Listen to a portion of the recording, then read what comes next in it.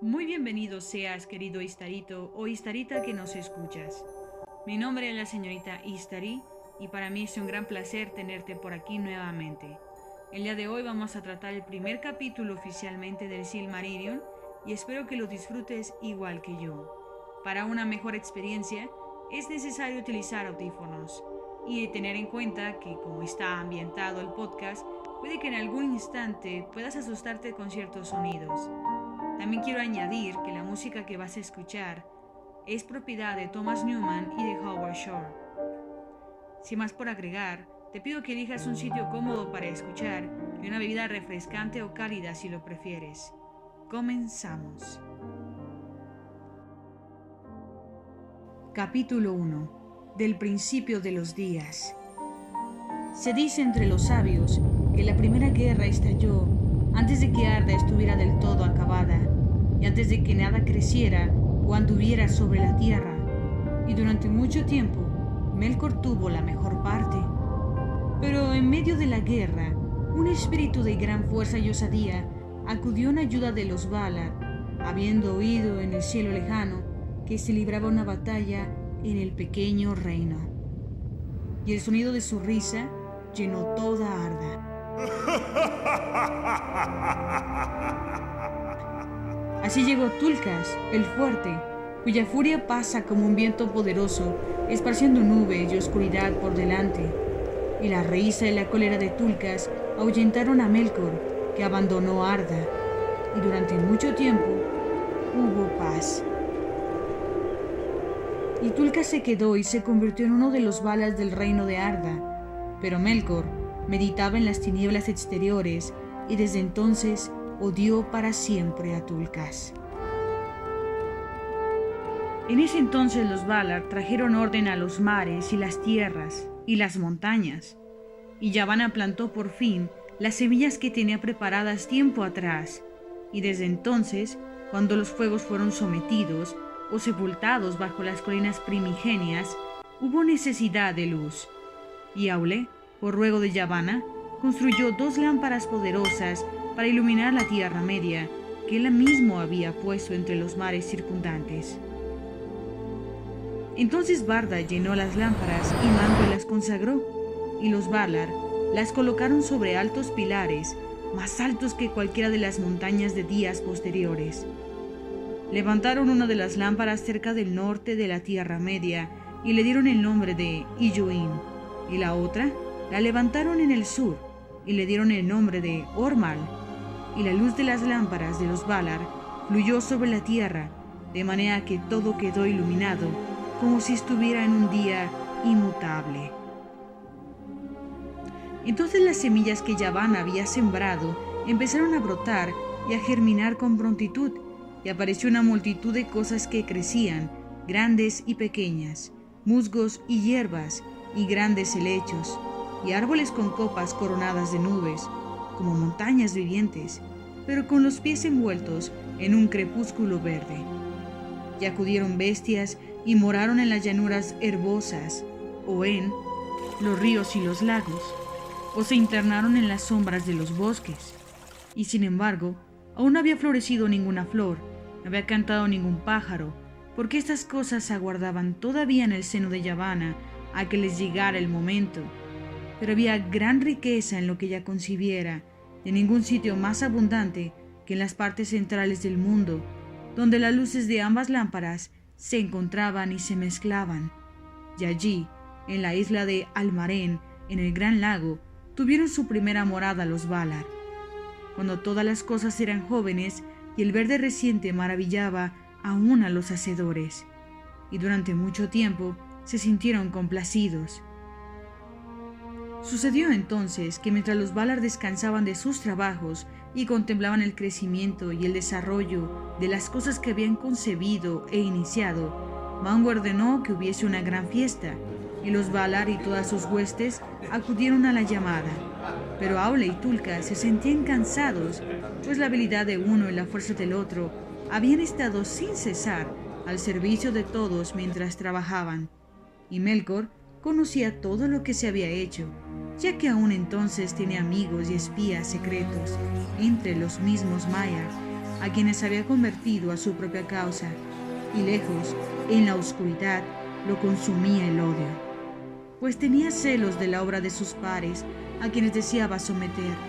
Por tanto, convocó a los espíritus de los palacios de ella, que la había pervertido, para que le sirvieran, y se creyó fuerte.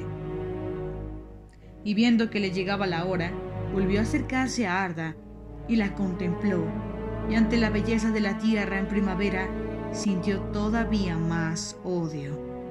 Pues bien, los Valar estaban reunidos en Almarén, sin sospechar mal alguno, y por causa de la luz de Illuin, no percibieron la sombra en el norte que desde lejos arrojaba a Melkor. Y se canta que en la fiesta de la primavera de Arda, Tulkas desposó a Nessa, la hermana de Oromí, y ella bailó ante los Valar sobre la hierba verde de Almarén. Luego Tulkas se echó a dormir, pues estaba cansado y satisfecho, y Melkor creyó que la ocasión le era propicia, y pasó con su ejército por sobre los muros de la noche, y llegó a la Tierra Media, lejos, al norte, y los Valar no lo advirtieron.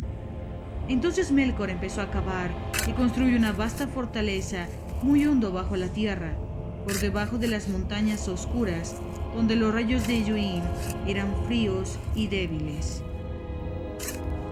Esa ciudadela recibió el nombre de Utubno, y aunque los Valar aún no sabían nada de ella, la maldad de Melkor y el daño de su odio brotaron desde allí alrededor y marchitaron la primavera de Arda.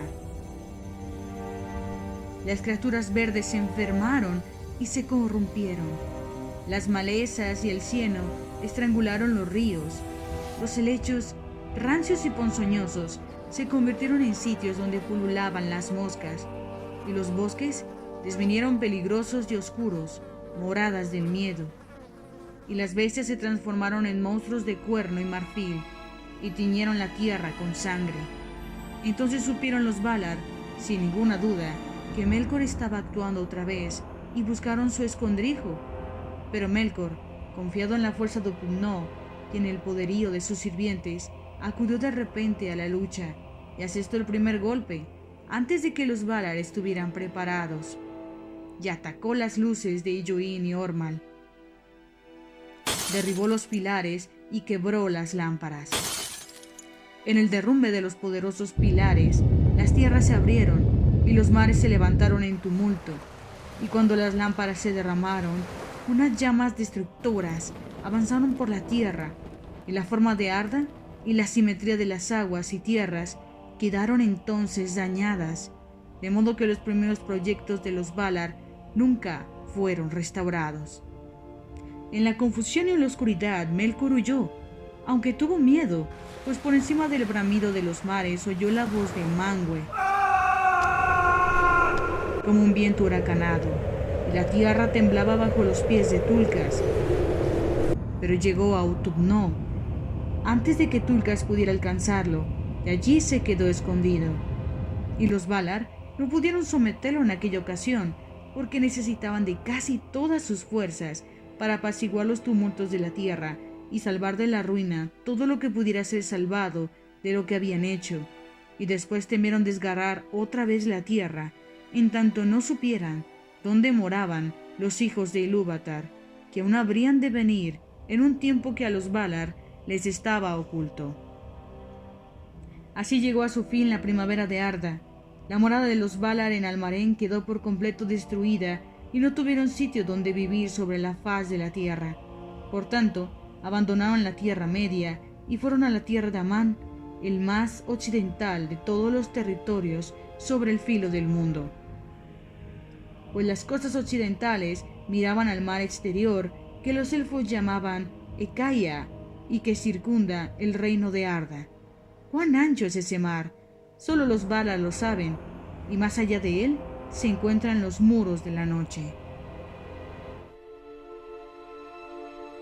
Pero las costas orientales de Amán eran el extremo de Belaguer, el gran mar del occidente, y como Melkor había vuelto a la Tierra Media y aún no podían someterlo, los Valar fortificaron sus propias moradas y en las costas del mar levantaron las Pelori, las montañas de Amán, las más altas de la tierra, y sobre las montañas de las Pelori se alzaba la altura en cuya cima puso Manwë su trono. Tanikentil llaman los elfos a esa montaña sagrada, y Oilose, de blancura sempiterna, y Elerrina, coronada de estrellas, y con muchos otros nombres, pero en la lengua tardía de los Sindar se la llama Amon Uilos. Desde los palacios de Tanikentil, Manwë y Barda podían ver a través de la tierra hasta los confines más extremos del este. Detrás de los muros de las Pelori, los Valar se establecieron en esa región que llamaban Valinor. Ahí tienen casas, jardines y torres. En aquella tierra protegida acumularon grandes caudales de luz y las cosas más bellas que se salvaron de la ruina. Y muchas otras, aún más bellas, las hicieron de nuevo, y Valinor fue todavía más hermosa que la Tierra Media en la primavera de Arda. Y fue bendecida, porque los inmortales vivían allí, y allí nada se deterioraba, ni marchitaba, ni había mácula en las flores o en las hojas de esa tierra, ni corrupción o enfermedad en nada de lo que allí vivía, porque aún las mismas piedras y las aguas estaban consagradas. Y cuando Valinor estuvo acabada y establecidas las mansiones de los Valar, en medio de la llanura de más allá de los montes, edificaron su ciudad, Valmar, la de muchas campanas. Ante el portal occidental había un montículo verde, ese Yohar, llamado también Coroyaire, y Yavanna lo consagró, y se sentó allí largo tiempo sobre la hierba verde, y entonó un canto de poder, en el que puso todo lo que pensaba de las cosas que crecen en la tierra. Pero Niena reflexionó en silencio y regó el montículo con lágrimas. En esa ocasión, los Valar estaban todos reunidos para escuchar el canto de Yavanna, sentados en los tronos del consejo en el Mahanatsar, en el anillo del juicio, cerca de los portones dorados de Valmar, y Yavanna, Kementari, cantó delante de ellos, que la observaban. Y mientras observaban, en el montículo nacieron 2 esbeltos brotes, y el silencio cubría el mundo entero a esa hora, y no se oyó ningún otro sonido que la voz de Yavanna. Bajo su canto, los brotes crecieron y se hicieron hermosos y altos, y florecieron, y de este modo despertaron en el mundo los 2 árboles de Valinor. La más renombrada de todas las creaciones de Yavanna. En torno al destino de estos árboles se entretejen todos los relatos de los días antiguos. Uno de ellos tenía hojas de color verde oscuro, que por debajo eran como plata resplandeciente, y de cada una de las innumerables flores caía un rocío continuo de luz plateada, y la tierra de abajo se moteaba con la sombra de las hojas temblorosas. El otro tenía hojas de color verde tierno, como el haya recién brotada, con bordes de oro refulgente. Las flores se mecían en las ramas en racimos de fuegos amarillos, y cada una era como un cuerno encendido que derramaba una lluvia dorada sobre los suelos, y de los capullos de ese árbol brotaba calor y una gran luz.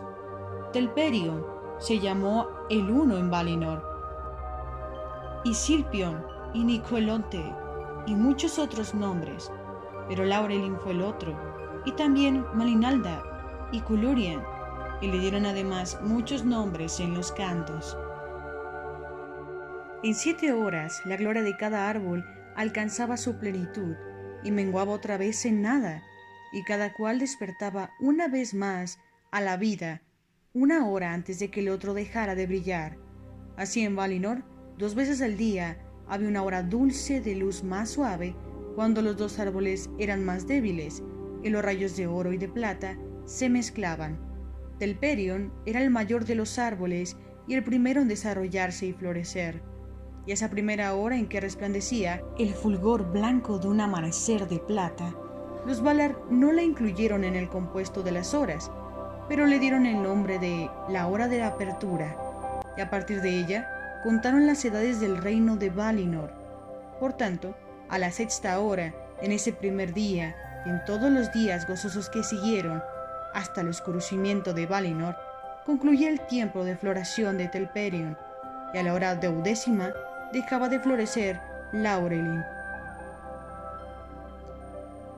Y cada día de los Valar en Amán tenía 12 horas y terminaba con la segunda mezcla de las luces, en las que Laurelin menguaba, pero Telperion crecía.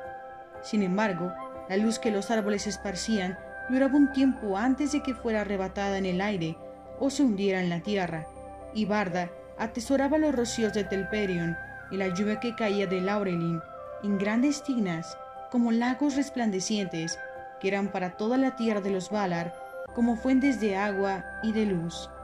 Así empezaron los días de la bendición de Valinor, y así empezó también la cuenta del tiempo.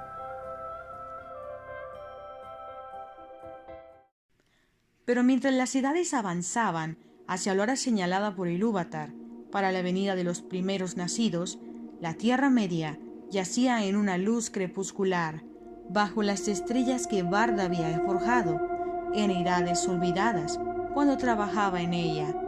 Y en las tinieblas vivía Melkor, y aún andaba con frecuencia por el mundo, en múltiples formas poderosas y aterradoras, y esgrimía el frío y el fuego, desde las cumbres de las montañas a los profundos hornos que están debajo, y cualquier cosa que fuese cruel, o violenta, o mortal, era en esos días obra de Melkor. Pocas veces venían los Valar por encima de las montañas a la Tierra Media, dejando atrás la belleza y la beatitud de Valinor, pero cuidaban y amaban los territorios de más allá de las Pelori. Y en medio del reino bendecido se levantaban las mansiones de Aule. Allí trabajó el largo tiempo, porque en la hechura de todas las cosas de esa tierra, Aule tuvo parte principal e hizo ahí muchas obras hermosas y esbeltas, tanto abiertamente como en secreto. De él provienen la ciencia y el conocimiento de todas las cosas terrestres, sea la ciencia de los que no hacen, pero intentan comprender lo que es, o la ciencia de los artesanos, el tejedor, el que da forma a la madera y el que trabaja los metales, y también el labrador y el granjero, aunque estos y todos los que tratan con cosas que crecen y dan fruto, se deben también a la esposa de Aule, Yavanna Kementari. Esa Aule, a quien se da el nombre de el amigo de los Noldor, porque de él aprendieron mucho en días posteriores, y son ellos los más hábiles entre los elfos, y a su propio modo, de acuerdo con los dones que Ilúvatar les concedió, añadieron mucho a sus enseñanzas, deleitándose en las lenguas y en los escritos, y en las figuras del bordado, el dibujo y el tallado. Los Noldor fueron también los primeros que consiguieron hacer gemas, y las más bellas de todas las gemas fueron los Silmarils, que se han perdido. Pero Manwë, su último, el más alto y sagrado de los Valar, instalado en los lindes de Amán, no dejaba de pensar en las tierras exteriores, porque el trono de Manwë se levantaba majestuoso sobre el pináculo de Tanikentil, la más alta montaña del mundo, a orillas del mar. Espíritus que tenían forma de halcones y águilas revoloteaban por las estancias del palacio, y los ojos de Manwë podían ver hasta las profundidades del mar y horadar las cavernas ocultas bajo la tierra. De este modo, le traen noticias de casi todo cuanto ocurre en Arda. No obstante, había cosas ocultas aún para Manwë y los servidores de Manwë, porque donde Melkor se ensimismaba en negros pensamientos, las sombras eran impenetrables. Manwë no concibe ningún pensamiento que sirva a su propio honor y no tiene celos del poder de Melkor, sino que lo gobierna todo en paz. Entre todos los elfos, amaba más a los Vanyar, y de él recibieron la poesía y el canto, pues la poesía es el deleite de Manwë, y el canto con palabras es la música que prefiere. El vestido de Manwë es azul, y azul el fuego de sus ojos, y su cetro es de zafiro que los Noldor labraron para él, y fue designado para ser el vicerregente de Ilúvatar, rey del mundo de los Valar y los elfos y hombres, y principal defensa contra el mal de Melkor. Con Manwë moraba Barda, quien en lengua sindarin es llamada Elbereth. reina de los Valar, hacedora de las estrellas, y con ellos había una vasta hueste de espíritus bienaventurados. Pero Ulmo se encontraba solo y no moraba en Valinor, y ni siquiera iba allí excepto cuando se celebraba un gran consejo. Vivió desde el principio de Arda en el océano exterior. Allí vive todavía. Desde allí gobierna el flujo de todas las aguas y las mareas, el curso de los ríos y la renovación de las fuentes, y la destilación de todos los rocíos y lluvias en las tierras que se extienden bajo el cielo. En los sitios profundos concibe una música grande y terrible, y el eco de esa música corre por todas las venas del mundo, en dolor y alegría, porque si alegra es la fuente que se alza al sol, el agua nace en pozos de dolor insondable, en los cimientos de la tierra. Los Teleri aprendieron mucho de Ulmo, y por esta razón su música tiene a la vez tristeza y encantamiento. Junto con él llegó Salmar a Arda, el que hizo los cuernos de Ulmo, aquellos que nadie puede olvidar si los ha oído una vez. También Ose y Uinen, a los que dio el gobierno de las olas y los movimientos de los mares interiores, y además muchos otros espíritus. Y así fue, por el poder de Ulmo, que aun bajo las tinieblas de Melkor fluyó la vida por muchas vías secretas, y la tierra no murió. Y para aquellos que andaban perdidos en esas tinieblas o lejos de la luz de los Valar, estaban siempre abiertos los oídos de Ulmo, y tampoco ha olvidado la Tierra Media, y no ha dejado de pensar en cualquier ruina o cambio que haya sobrevenido desde entonces, y así lo hará hasta el fin de los días.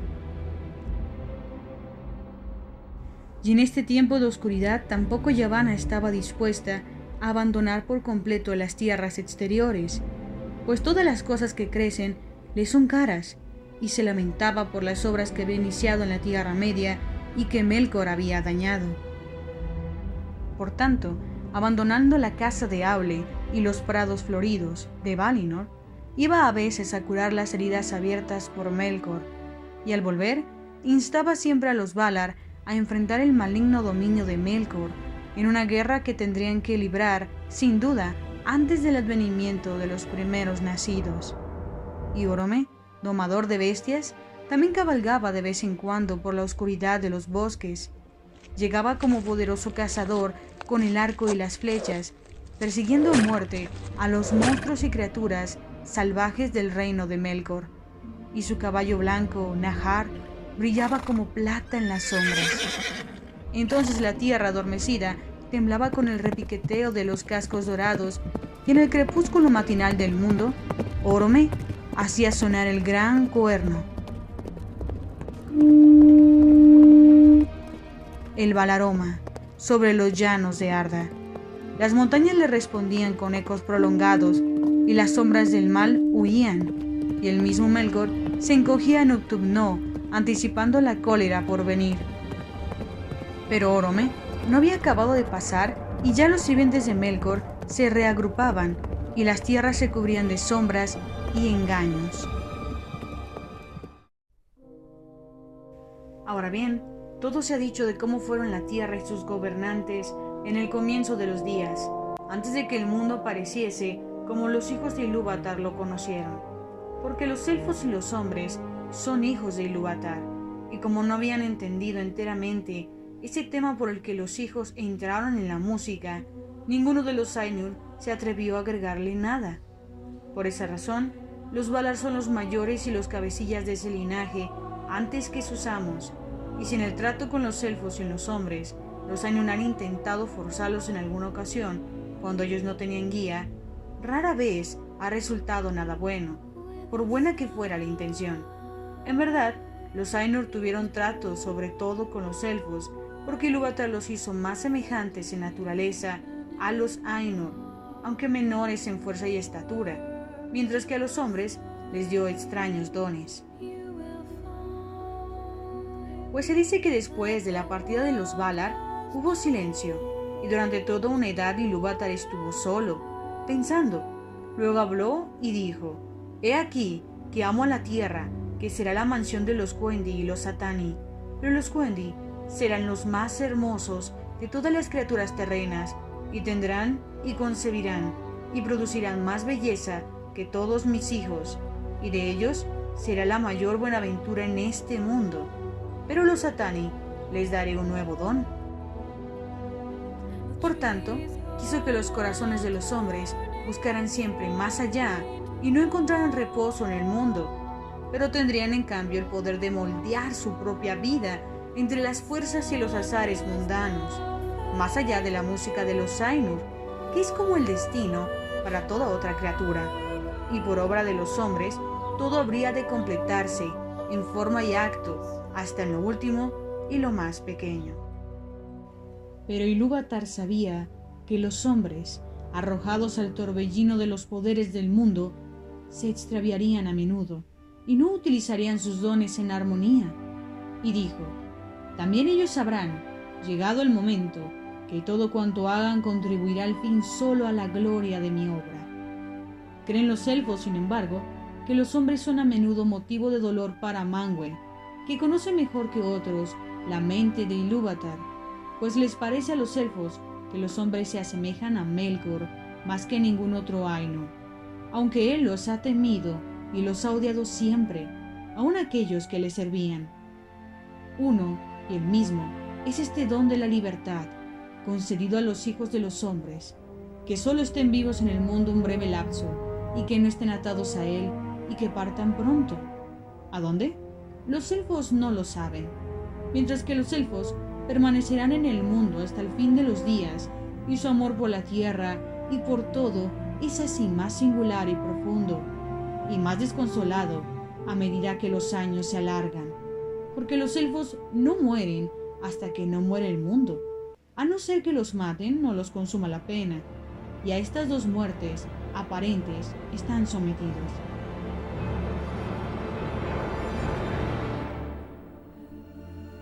Tampoco la edad les quita las fuerzas, a no ser que uno se canse de 10.000 centurias, y al morir se reúnen en las estancias de mandos en Valinor, de donde pueden retornar llegado el momento.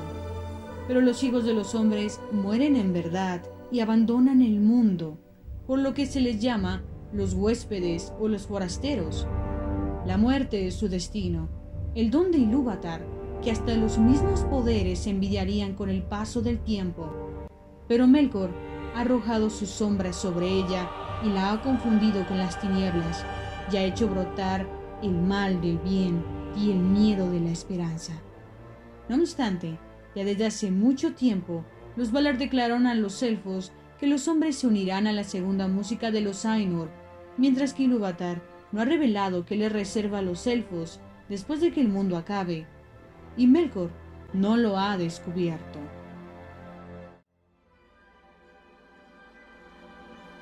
Y así concluye el capítulo 1 de El Silmarillion, el principio de los días. Espero lo hayas disfrutado, pues es la intención de todo esto. Yo fui la señorita Istari, y te pediría de favor que la forma en la que me puedes demostrar que te ha gustado es dejando un like, un comentario y compartiéndolo con otro fan Tolkien. Espera el próximo capítulo pronto. Saludos cordiales, corazones negros para todos los Istaritos y las Istaritas, y nos veremos después. Namarie.